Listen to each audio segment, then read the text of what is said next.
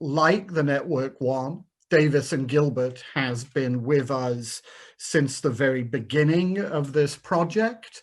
They provide great content, and just as importantly, they provide some great original research. I'm sure that many of you in the audience participated in the Davis and Gilbert survey that we sent out earlier in the month or about a month ago. And that provides some real insight into some of the management issues that are facing agencies generally and facing agencies particularly at this time. Without any further ado, I'd like to hand over our second session of the day to Michael Lasky from Davis and Gilbert. Hello, everyone. It's really a pleasure to be with you, albeit in this virtual format.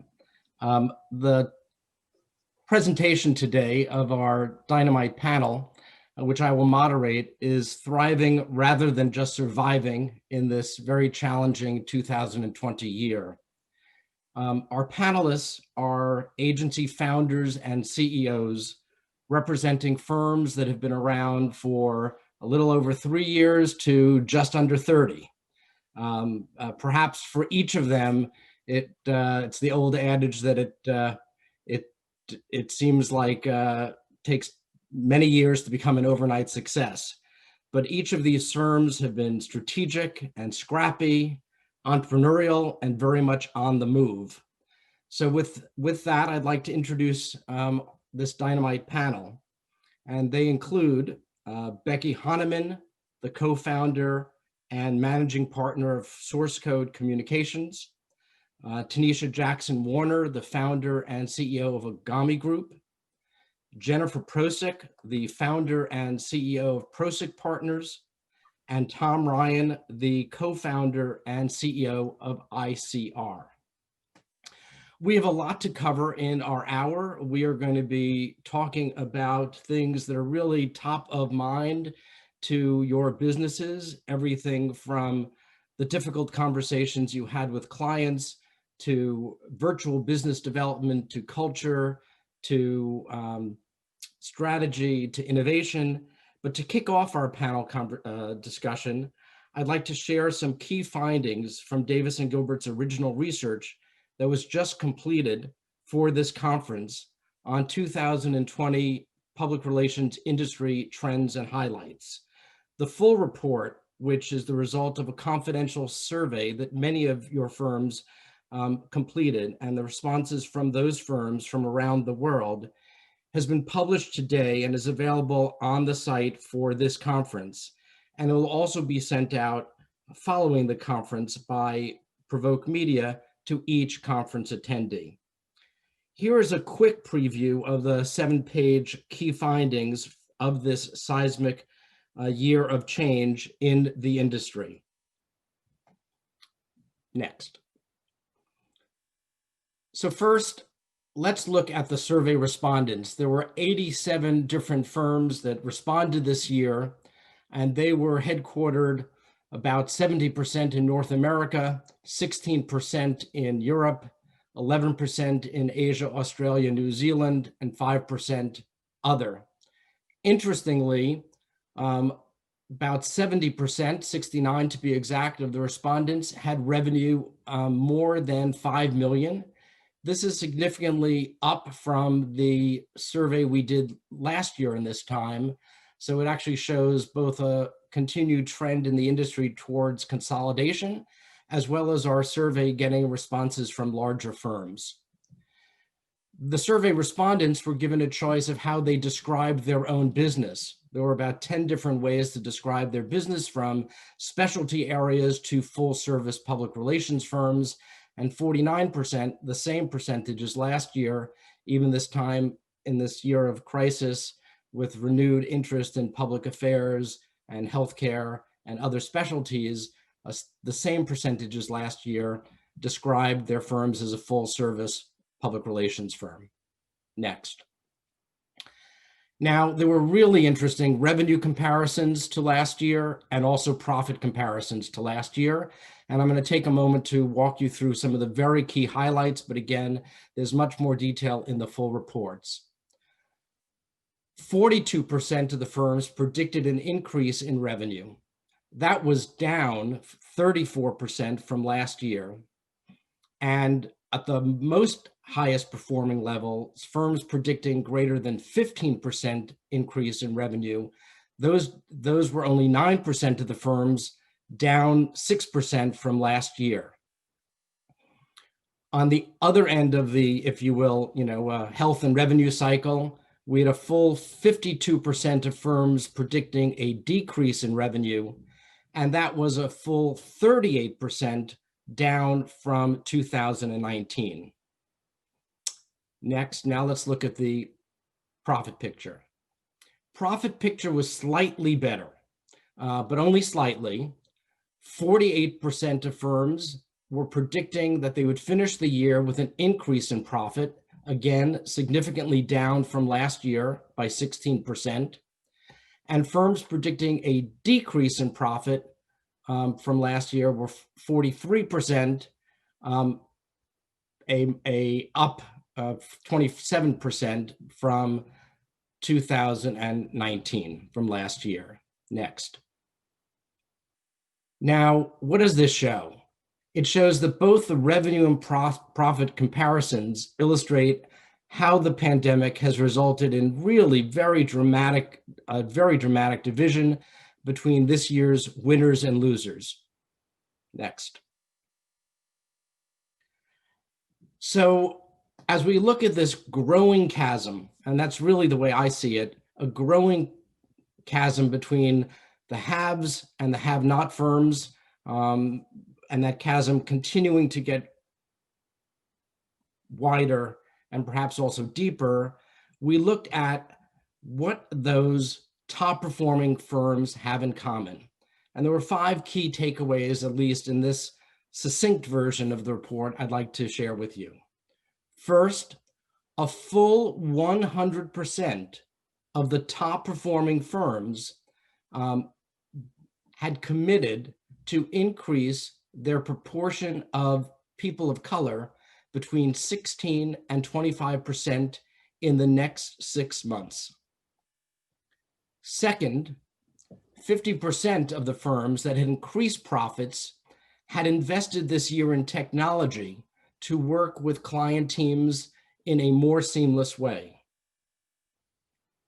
Third, 44% of the firms that increased profit had programs to support working parents with more protected flexibility.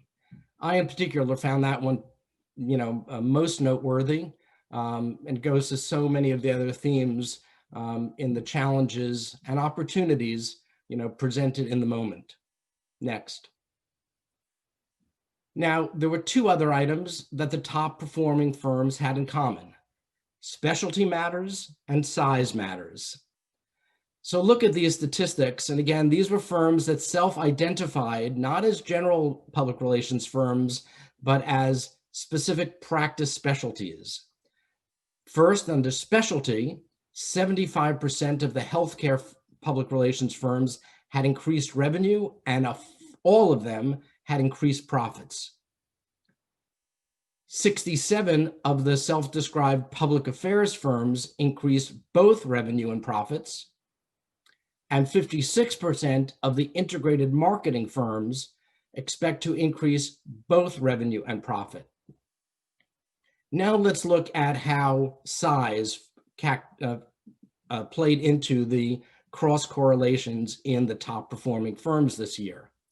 57% of the firms expected to increase profits had over 50 employees, and a full 55% of the firms expecting to increase profits had more than 100 employees. Next.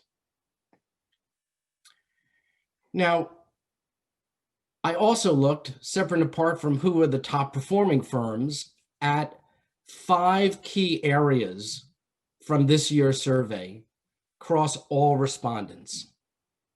And they are, first, diversity. 28% of respondents have actually set goals to increase the people of color in their organizations in the next 6 months. even a higher percentage, 53% of respondents, are tracking and reporting workforce diversity data on an annual basis to create accountability at and for their firms. Second key area of findings was in the area of remote work. Virtually all respondents said that they would have some component of their workforce working remotely upwards of 2 days a week, at least through the first quarter of next year. And 61% of respondents is expected to retain more than half of the workforce on a full-time remote work basis for at least the first quarter of next year. Next. 3 more key findings. First, in technology. So how are firms leaning in to the seismic changes this year? Well, they were training, and the top 3 training area where respondents offered employees to enhance technology-based skills were in the areas of data analytics, search engine optimization, and video production and digital design. Next.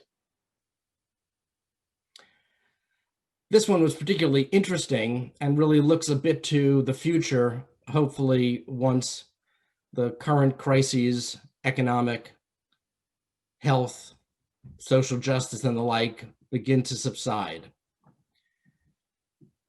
Public relations firms expected to continue the following steps to increase profitability even after we get past the current normal. 1, they expect a reduced discretionary business and entertaining expense line item. Second, they expect reduced speculative business travel. And third and finally, a greater performance, utilization, and management of current staff. Next. What's the impact of all of this on the future M&A landscape? Well, the events of this year impacted the owners of public relations firms in their willingness to sell their firms once market conditions stabilize. 17% of respondents said they were more likely to sell their firms once conditions stabilize, and 6% said they were much more likely to do that. Next. But the critical thing that most firms had in common that were high performing is they had strong and effective leadership. And it is with that point in mind that I turn to our very distinguished panel for what I hope will be a very informative question and answer session. So next, panelists, please join me on the screen. It's a pleasure to see all of you in this format. Let's begin, frankly, almost in a chronological way, and let's talk about the preparedness for this crisis as you entered the early part of 2020. Jamie Dimon, the CEO of Chase, said in April when he was reporting to his shareholders that all businesses entering a crisis need to have already figured out what they want to be, and doing it when you're in the crisis is way too late. You must already be a well-functioning organization prepared to rapidly mobilize your resources. That came to mind as I was thinking about all of your firms, because each of your firms entered this crisis through years of your hard work and your strong brand and your unique positioning in the marketplace. Can you each provide a snapshot of your firm and its uniqueness as you entered what you expected to be just another year in January and February of 2020? Jen, why don't you kick off our discussion on that point? Sure. Well, I'll give you 2 seconds on Prospect Partners, and then I'll tell you how we entered the crisis. So Prospect Partners is a specialized firm. We serve primarily the financial ecosystem, and we build and protect financial brands, basically. So we have a pretty robust full service marketing capability, PR capability, and then crisis communications on the defense side. So we entered the crisis having had a lot of paranoia anyway. It was just too good for the last few years, and all great things come to an end. So we thought economically there could be some sort of adverse economic event coming in. We always use a term called productive paranoia. We were productively paranoid. And I look back and I think it's really funny that about 6 months before the crisis, we started a series of presentations to our team called Operating in Volatile Times. And that was really, and everyone kind of laughed at us because we were up double digits for the last X years. But it was important that we started preparing people for what operating in volatile times might look like. We're also very lucky that we work with some very genius financial institutions. So some of them were predicting recession, and we were taking note of that. But I think I always say, even though we're 225 employees, we really have maintained a super entrepreneurial culture. And so a super entrepreneurial culture plus some productive paranoia and teaching people to operate in volatile times really helped us out when things actually went bad. And we changed that series once we entered the crisis, and we started rolling out a series to employees called Making Our Own Luck, because we have always found in a crisis, there's always a need. And so we started really brainstorming what are the vulnerabilities of our clients in this market? What do they really need? Where do we need to pivot? What kinds of things will the market be buying? And of course, we knew crisis communications, employee communications, all the obvious things. So we got in front of our clients very quickly and rolled out very specialized products and services that we didn't have before the crisis. So, and I'll stop talking soon so my panelists can talk, but one of them was a workshop on business development in a virtual world, because we knew every single business developer, which is a lot of people, from the lawyers to the bankers to the every client or portfolio, had to figure out, like, how do I actually move my business forward in a virtual world? And we sold a lot of that product because, and that product, of course, came with having a better digital footprint, being more visible, content, all the things we normally do, but packaged into in a way that people would listen. I would say also from an operations and finance perspective, we were lucky that we were kind of cash rich. We had already some credit lines in place, and we tapped all of those things immediately when the crisis hit. We were actually quite paranoid that the banks might stop allowing people to tap their credit lines. So that was also incredibly important, that the operational and financial part of our world was in very good shape and kind of humming along and ready for a bad situation. So I'm stop talking and let other people jump in. Good. Tom, tell us your perspective on, frankly, your preparedness to enter this crisis.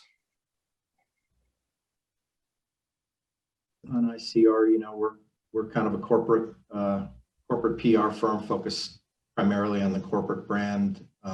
We do a lot of investor communications, business, financial media, governance, advisory, transaction, crisis communications, things along those lines. We have about 800 clients.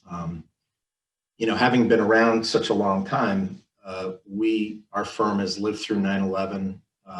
We lived through 2008 and 2009. And when this first started happening, I thought this is a cakewalk compared to 2009, because there's so much money floating around in private equity and other sources, as Jen kind of alluded to. In 2009, the banks were providing no liquidity, and that was very scary.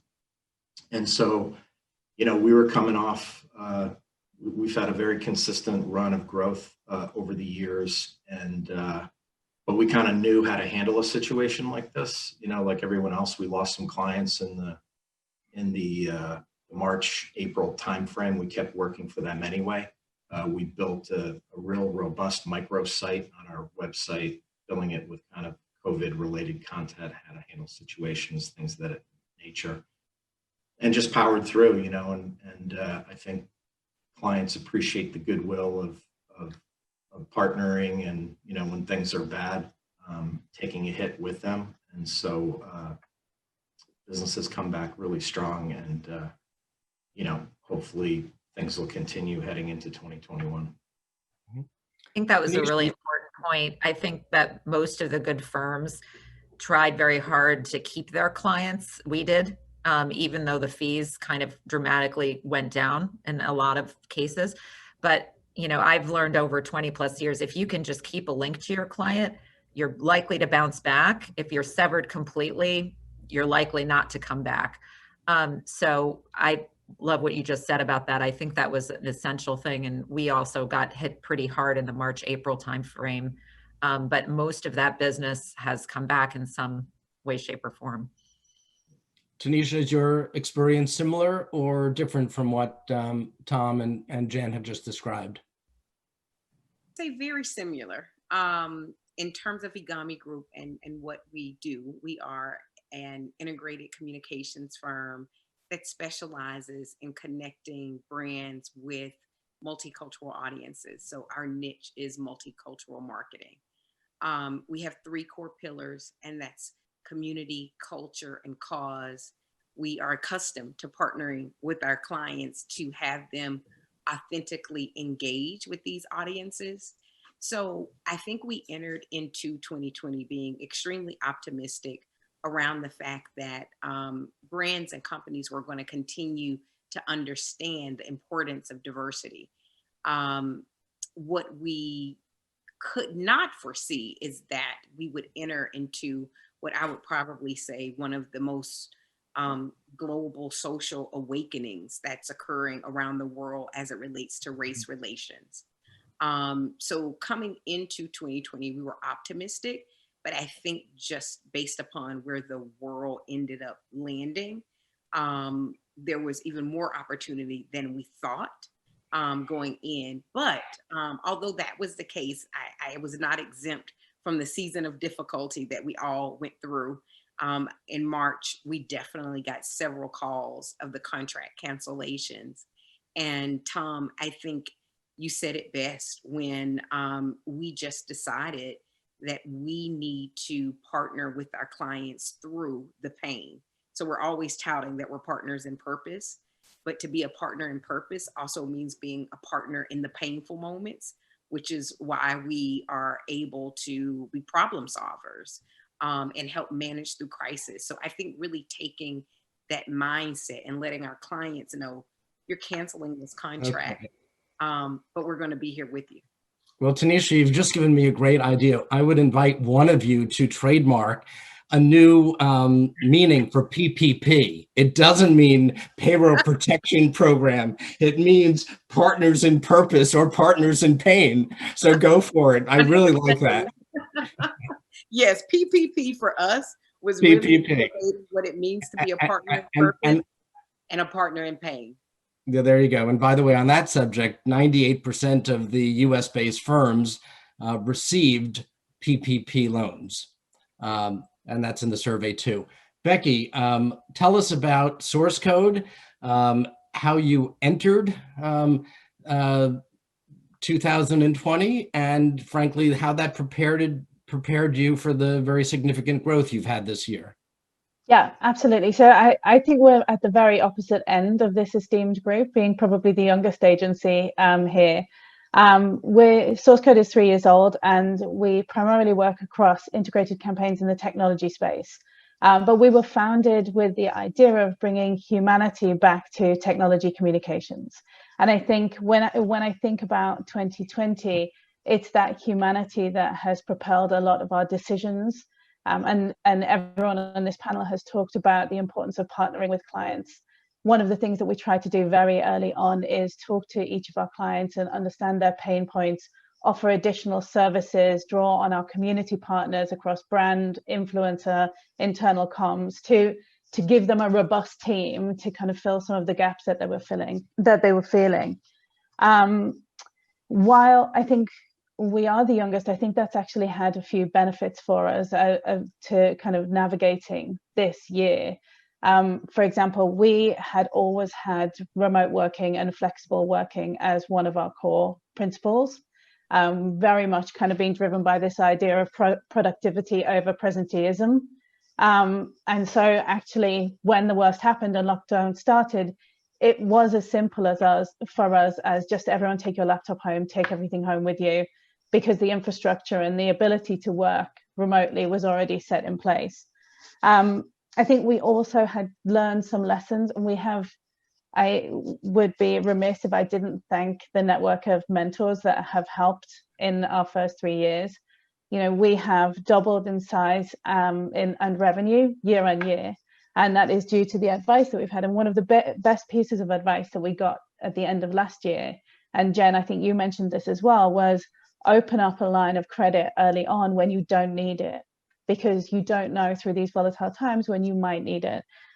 So we did do that very, very early. And I think one of the other things that from an operational side is that Greg, my co-founder, and I have been very conservative fiscally year on year. So we have tried to build out sustainably. We've tried to only make investments when we felt very comfortable. And something that I was told, or that we were told very early on, which we've kind of tried to keep as a rule of thumb, was to always have 6 months run rate in the bank, just in case the worst happens. And I have to say, in that March and April, when I think all of us dreaded every email and every call, the knowledge that we had that cushion was very, very comforting.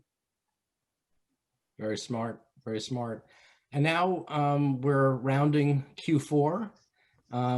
Would any of you like to share where you expect to be ending your years, either in terms of growth or profitability, or however you measure where you currently are compared to where this tumultuous year has brought you?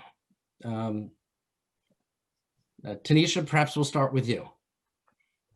How does the year look? How does it look like it's faring for you? Yes. So going into this year, we were on the 2019 Adweek's fastest growing agency list. So we entered into 2020 very proud of that stat. Throughout the year, taking a look back, we've secured 10 new logos. These are major Fortune 50, Fortune 100 global companies. We experienced around 27% of organic growth increase, and that's among our existing clients. And what's most promising is we're exiting the year, as we take a 3-year look out, the projected growth is very substantial based on the demand that we've experienced this year. So we made it. That's spectacular. If you had asked us what was going on that last week in March, you wouldn't have heard that level of positivity. So well, I think no matter, even if the results are positive, I think everyone has approached this year as they've never worked harder. So I know that those stats don't come without a lot of hard work. Becky, tell us about where Source Code looks to be ending the year. Yeah, well, we had an equally lucky start to the year. You know, we got named and we got singled out for a couple of incredible awards, which completely blew us away, and but also kind of helped kick off the year very positively. I think we had the March, April, but what we tried to do throughout the entire period was focus on the profit margins, focus on maintaining our pre-COVID profit margins, reducing spend where we needed to. And, you know, in many ways, with the reduced business travel, the reduced entertainment, just looking at our operations very critically, I think, to make sure that even where we were feeling drops here and there through that difficult time, we kept that focus on the profit margin. And you know, it's meant that we've been able to look at opportunities for inorganic growth as well as organic growth over the year. We have also spent a lot of time with our entire team looking at organic growth training and really investing time there, and, you know, looking at how we can expand relationships with our clients and truly partner with them. What that means is, you know, while we are not going to exactly hit the target that we had at the beginning of the year, we're genuinely not going to be very far off at all where we had been predicted to be at this time. So I think the entire team, you know, you said yourself, Michael, everyone's worked harder than ever before. I think that is absolutely true of our team. And we haven't got here without a bit of scrappiness and a bit of a fight, but I think we're ending the year in a place where we're very comfortable and optimistic about 2021. Yeah. Tom and Jen, your organizations are more mature. and much larger, and maintaining growth at the size of your respective firms is even more difficult. Can you give us a snapshot? Tom, we'll start with you, about where ICR looks to be ending this year. Yeah, you get to a certain size and it's a grind to grow. It's a lot of pitching and winning and managing that stuff. But we came into the year last year, we did about 89 million, and our budget was up 10%. So it's like adding 9 million in revenue a year is very difficult. So after we run a very tight financial ship, and we do a budget, we reforecast every 3 months, and the end of March forecast had us down 8%, and then the end of June up 2%, and I think we'll end up hitting our original forecast, thankfully. And I think I would just credit, like, we're in 20 different industry sectors, and there's always every year, like, one is doing well, one's not doing well. Like restaurants and retail, we have a bunch of those which are under a lot of pressure. So, but healthcare bailed us out, so we're up. We'll do well, and then it's how we do what we do. It's a very profitable model, like a 30% margin business. So we've been able to keep that this year. Impressive. And actually one of the things I think that's come out of this very difficult year is, I always see a pendulum swinging between complete specialization and diversification. And I think one of the lessons of this year is maybe not, while you can't be all things to all people, having, eggs in at least 2 or 3 baskets is better than having them all in one.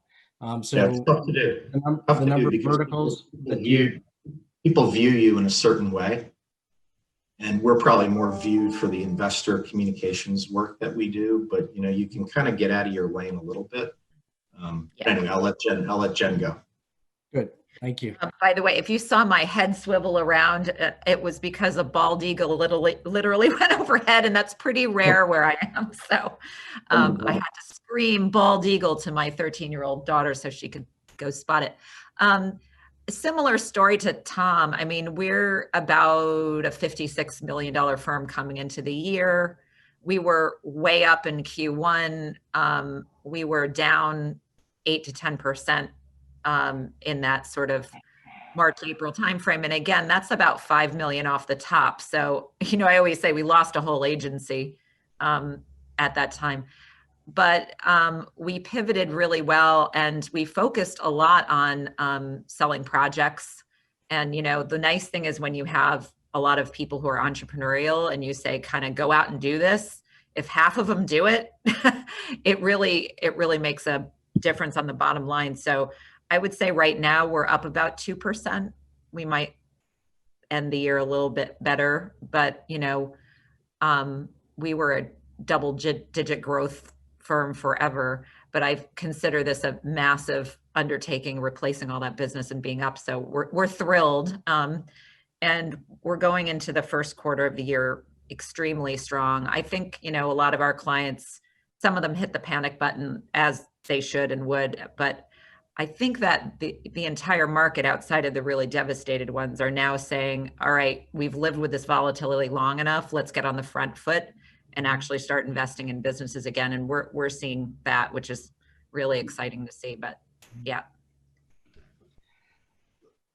It's been a year, to pick up on Tenacious' theme of purpose and pain.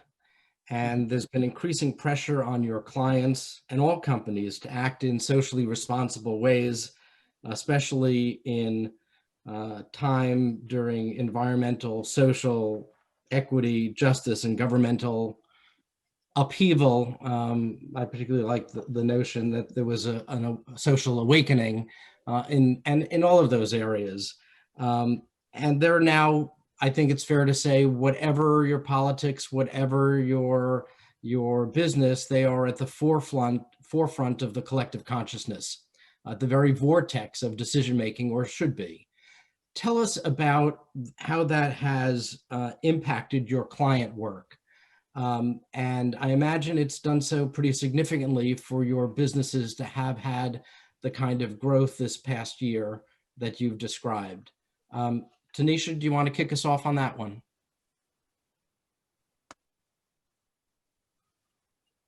Hello, had to unmute. Oh yes. So for us, again, our firm, this is what we do in terms of supporting our brands and becoming more culturally competent. I think for us, it was a chance to take clients that were already doing very meaningful work in multicultural communities with multicultural consumer engagement and take it from like a 5 to a 20. So for example, we did a piece of work with Procter & Gamble about 3 years ago with a campaign entitled The Talk. And it was shining a light on racial bias that exists within the homes of Black families. This unique talk of having to prepare your children for the moment that they are going to encounter racial bias in our world.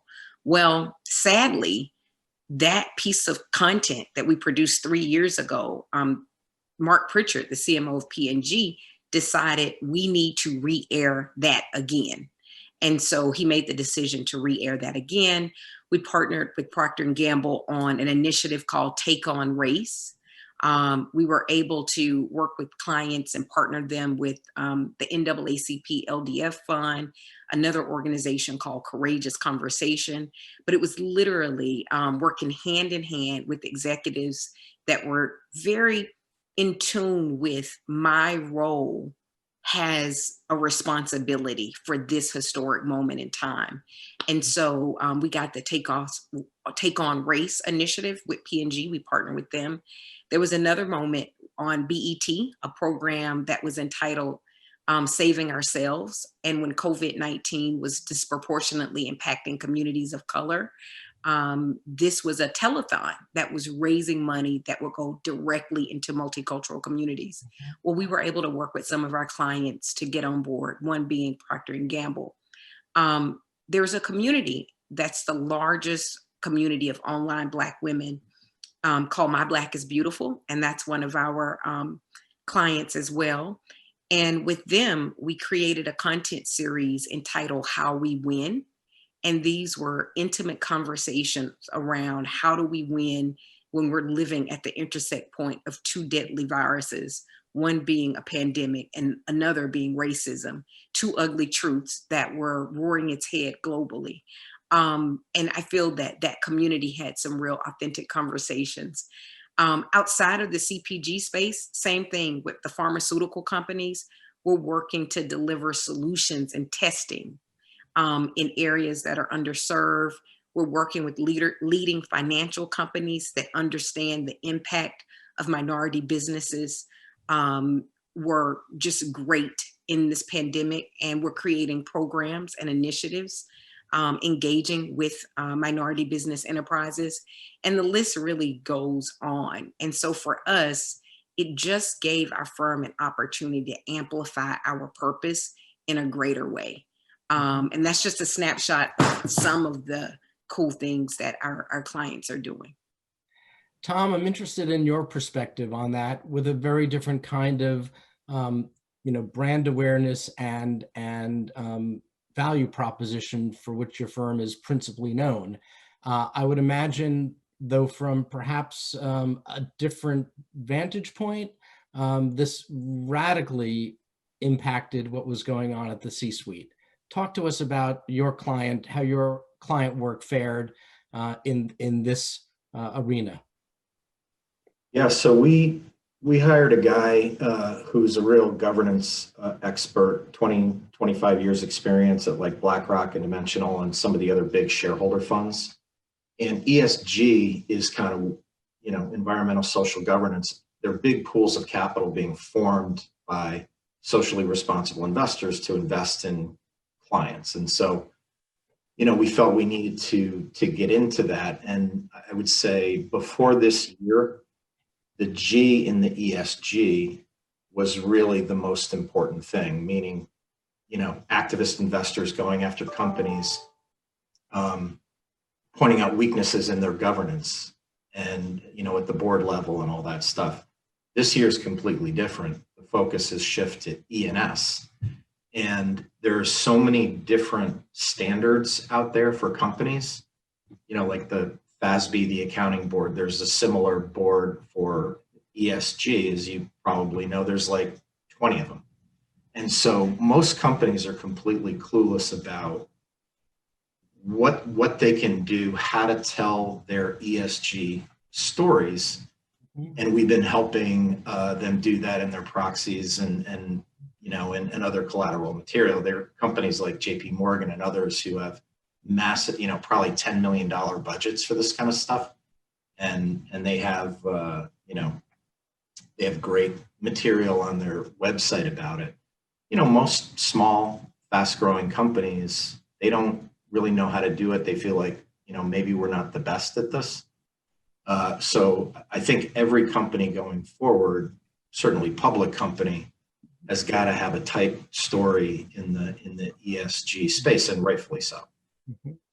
I'd like to switch to a related subject, which is looking at, if you will, the shoemaker's kids, and hopefully they did not go barefoot. And I'll direct this to Jen and Becky, which is the diversity, equity, and inclusion efforts of your firms this year, in the light of the kinds of things that so impacted your clients.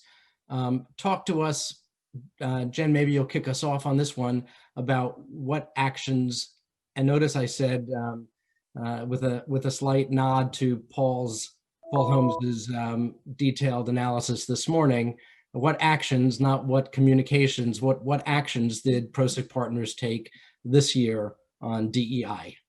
Yeah, I mean, the good news is, we've been a certified minority-owned business forever, because I'm I'm a founder, obviously. So we're a women-owned business, and I think because of that, we just had a natural inclination toward inclusion and belonging and all the things that are becoming so important. So luckily, we had a very good base of programmatic operation on all these things. Having said that, I think this year was a wake-up call to everyone, and everyone can do better. So like everyone else, we looked at ourselves and said, where could we do better?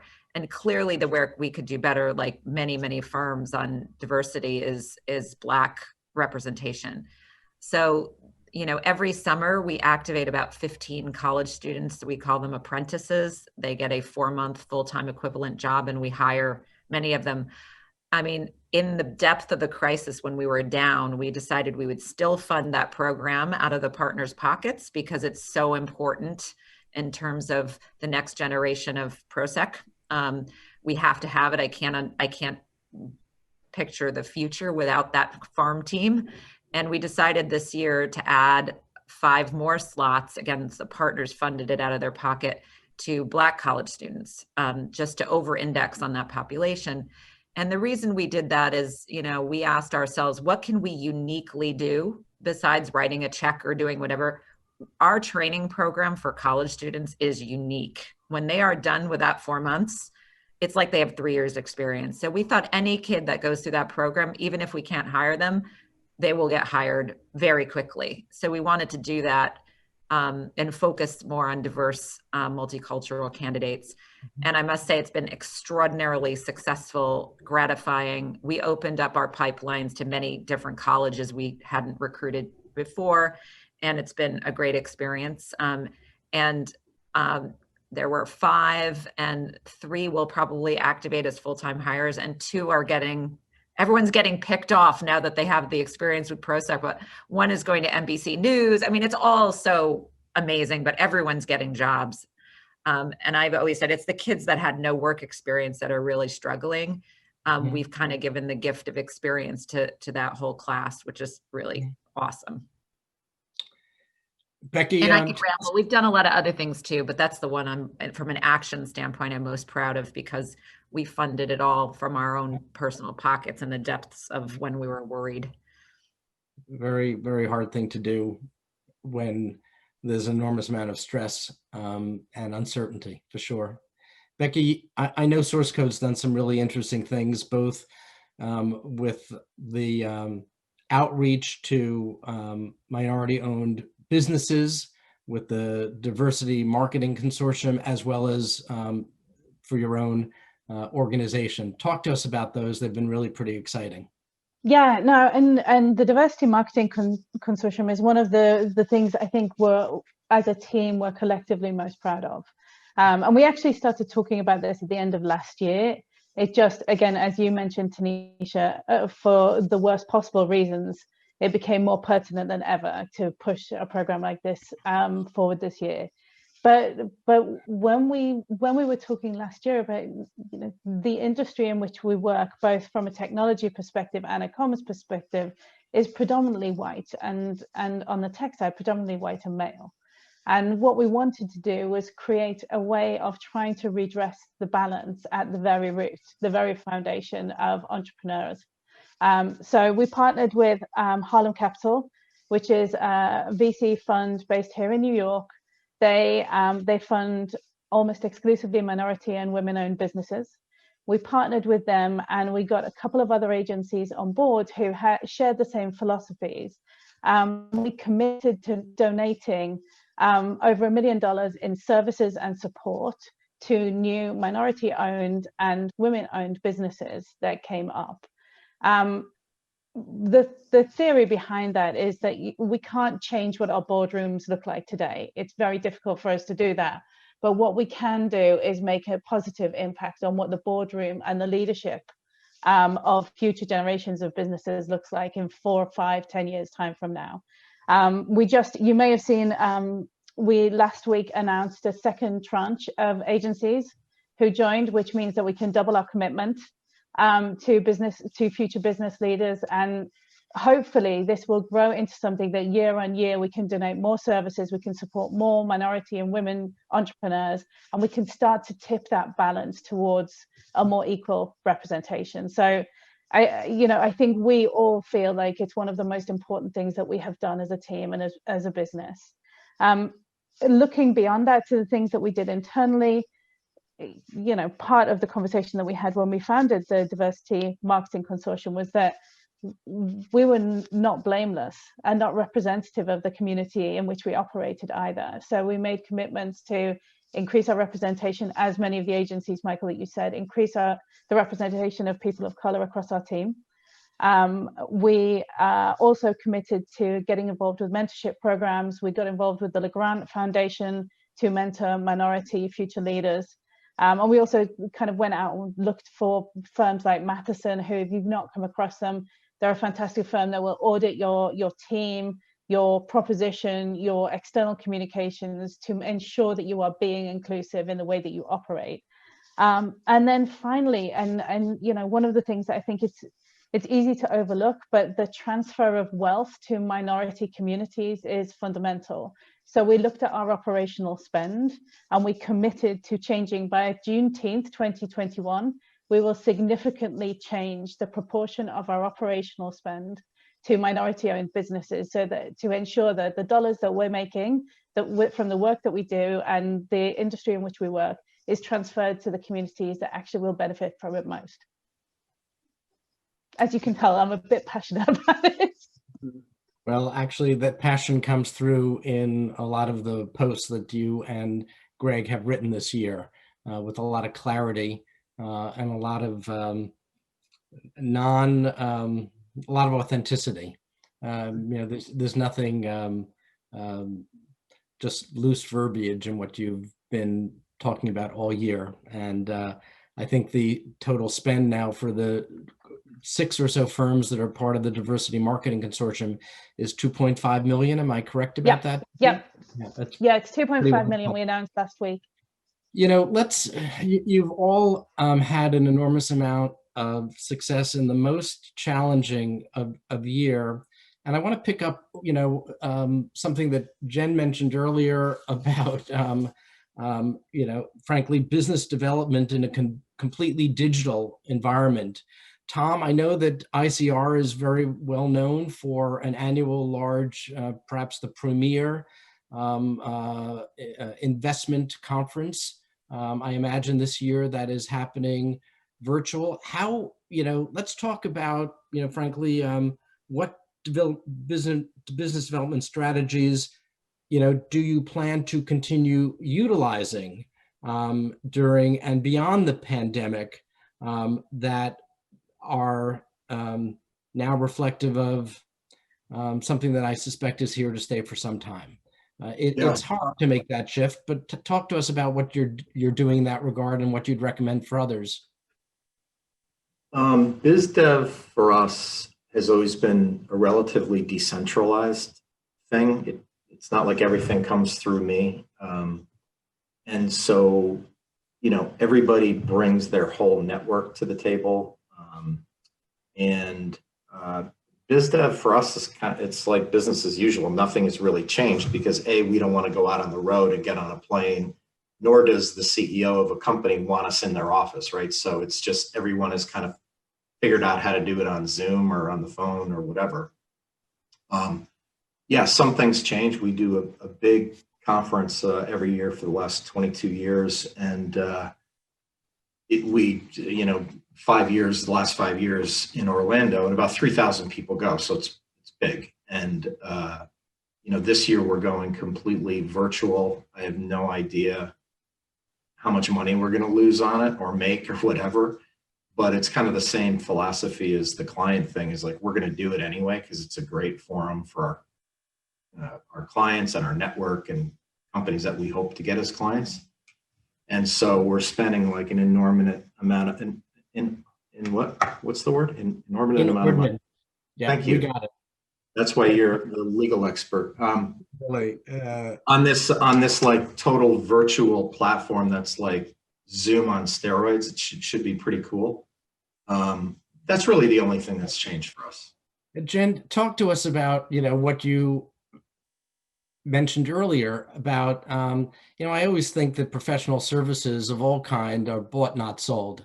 And you said early on that you realized many of your clients needed now to do work in business development in a virtual world. This was a major pivot, especially for the kind of financial service firms and asset management firms that you tend to work with. Talk to us about where you see that in 2021. Sure. Well, in the way beginning of the crisis, meaning the first 2-3 weeks of most people being at home, we issued this business development in a virtual world workshop for clients. And it was interesting. Some of my clients are extremely old school, and I was asked to give a talk on this to a top 3 private equity firm, to all their deal makers, because of course deal makers have to go out and make deals, and now they have to figure it out in the virtual world. And I thought it was really funny that it was a phone call. It was it was a conference call. And I'm like, if you're not already Zooming, you are losing. I couldn't believe 3 weeks into this thing, they were still not. So, it was a huge point of angst, and there was a lot of advice and counsel to give. And, I have always believed that you can make your own luck. You can find a pulse in the market. You can figure out the vulnerabilities of people and serve them up exactly what they need at that time. So biz development in a virtual world was everything from learning how to present on Zoom, learning how to do networking and reach out, in a virtual world, learning how to throw a conference that is meaningful and valuable in a virtual world and convene people and meet new people, having a great digital profile, upping your LinkedIn game with the right kind of content and engagement. So there was a lot to do. I feel like we could have had a whole agency doing business development in the virtual world. Now, of course, as things progressed, everyone got with it. So now it has to get much more sophisticated. But like you were saying with Tom, like most of our clients who are investors are having, virtual annual meetings with investors, virtual everything. So again, the communications work, if you are a full service, video, audio, content, design, there's a lot of work to help clients actually continue to up their game as we go down to an extended lockdown period. Mhm. We have just a few minutes left, and I know this is such a great group that we could go on a bit longer, but I'd like to, close out perhaps this conversation with the subject of innovation. Necessity is the mother of innovation. Each of your firms has been known to be have an exceptional degree of innovation, and this has been a year of seismic change.